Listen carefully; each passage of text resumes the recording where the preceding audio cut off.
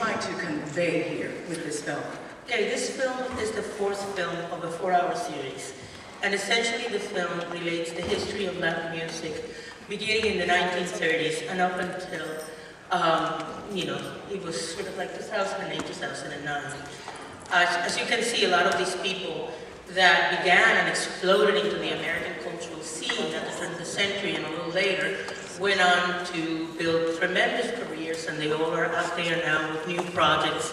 So it never really quite disappeared. It went under, it's back up again. We tried to tell the history of the influence of Latinos in American culture. And we thought that one of the places where that influence was most visible and most important was music. So that's why we selected music to be the vehicle by which to tell that story.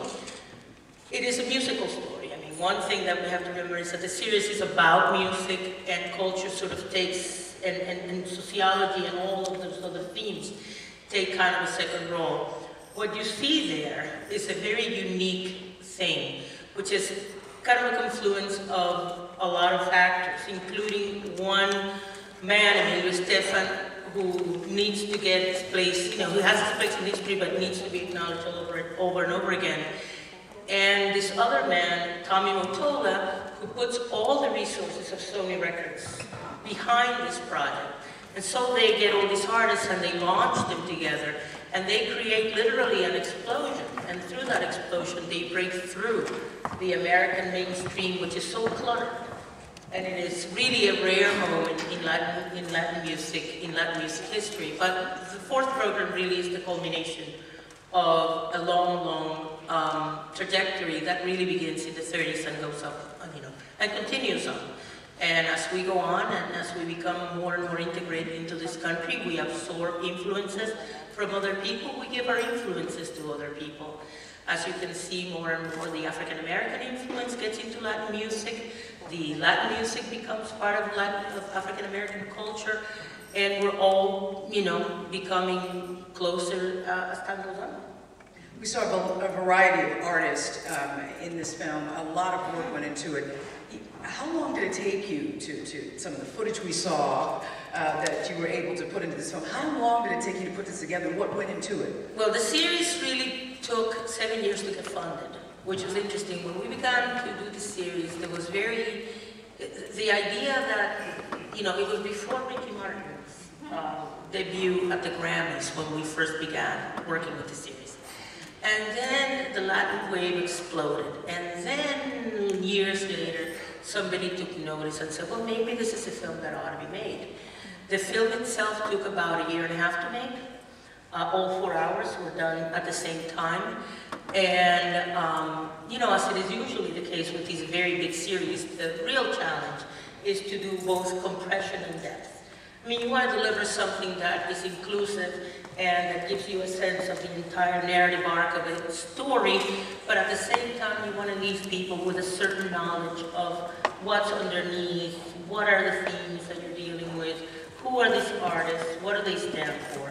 And I think that was the real biggest challenge that we faced in making this film. Being that it is a specific genre of music, what did you find any difficulty getting backers and producers to put this together? No, we have a long tradition at GVH of music films. Some of the producers here were actually, a couple of the producers were American, and they had come from a series called Rock and Roll. So we knew, or they knew, I should say, how to make music films. I knew nothing about how to make a music film. And so I had to learn from scratch.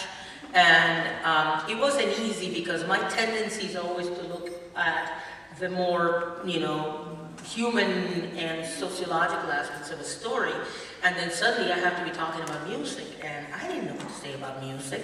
And I'm sorry Leila Cobo left, because I would have these long conversations with Leila saying, but Leila, what am I going to say about pop? And she would say, well, pop is pop. I said, yeah, well, you got to say something.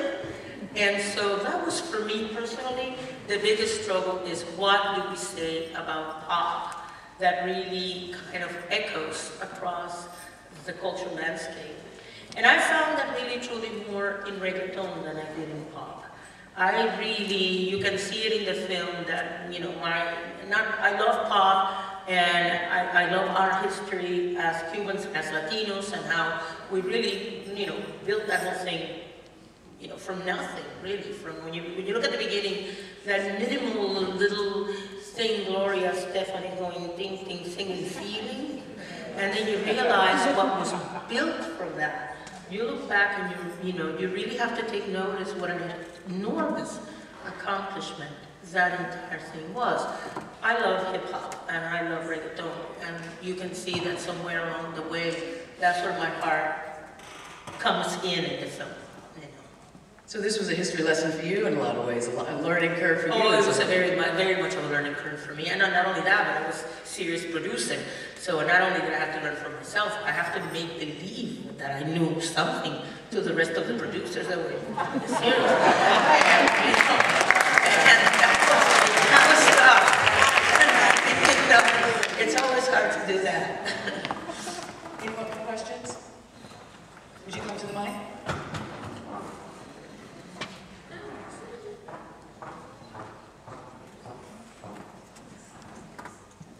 She's a blank. I'm a fan, but I think the piece is wonderful because Thank you. It really is, not because I'm a fan, but as a producer myself, I appreciate the amount of research to find this wonderful footage, which I know is a real challenge, not only finding it, but clearing it, affording it, selecting it, and editing, which really grabs you in a piece like this that really pulls your attention. It means that it's very complete. So I enjoyed the footage, and I enjoyed the way that it was weaved together. And maybe that was my question to you, how difficult it was, the process of researching all that archival and clearing it, and what it took to get that done. Well, I think somebody called Astrid Vega is in the audience, and Astrid, there she is, and Astrid was involved in the research. We had Salme Lopez, we had a brilliant Colombian guy up in Boston. We had to negotiate long and hard with the record labels, because what happens with music is that the footage is never important. The footage is a supporting, correct me if I'm wrong, Jordan, who's a critic for the Miami Herald in the audience here. The footage and the videos are always sort of support for the records. So they don't really have any idea of the value of these things, and they not always know where they are. So it's really hard to go to the record labels and say, so what do you have on Ricky Martin? What do you have on Marc Anthony? And because it's gone. They don't know, and how much are you going to charge us for it? It ended up that we ended up paying a lot of money for this footage, and basically we paid, it's a long story, but it is very expensive, very difficult to get, and very hard to edit. There were, I want to apologize, there were some sort of skipped beats in the version that you saw. That was the DVD.